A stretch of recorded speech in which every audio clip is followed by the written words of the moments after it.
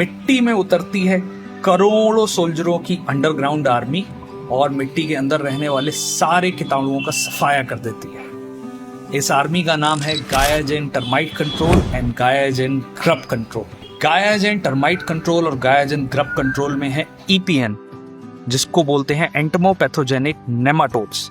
ये सूक्ष्म जीव होते हैं जो आपकी फसल की मिट्टी में जाकर जितने भी हानिकारक कीट हैं उनकी शरीर में घुसकर उनका खात्मा कर देते हैं। लेकिन सबसे अच्छी बात यह है कि ये सिर्फ हानिकारक कीटाणुओं को छूते हैं। आपकी फसल के लिए जो लाभदायक कीटाणु हैं जैसे कि अर्थवर्म, उनको ये छूते भी नहीं है। सिर्फ आपकी फसल में नुकसान पहुंचाने वाले कीटाणुओं का सफाया कर देते हैं। और जैसे ही फसल के सारे हानिकारक कीटाणु खत्म हो जाते हैं, ये फिर सो जाते हैं, आराम से मिट्टी के अंदर आराम करेंगे। और जब कभी 1-2 महीने 6 महीने बाद फिर से खेत में कुछ भी हानिकारक कीटाणु आए तो ये फिर से जाकर उनका सफाया कर देते हैं। अब सबसे आप सोच रहे होंगे इसको आप अपनी फसल में डाल कैसे सकते हैं। तो इसको फसल में इस्तेमाल करने के बहुत ही आसान तरीके हैं।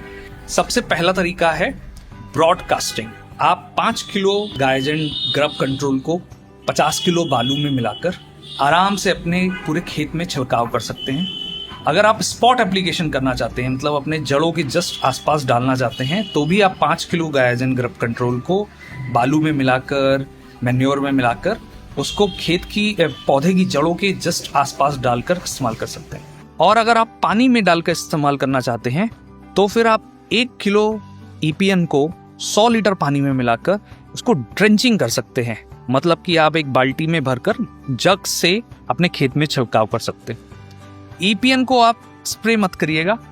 स्प्रे के प्रेशर से जो ये सूक्ष्म जीवाणु हैं वो मर जाते हैं और फिर आपके खेत में उतना अच्छा फायदा नहीं होगा। ये एक बिल्कुल मैजिकल प्रोडक्ट है, जादुई प्रोडक्ट है।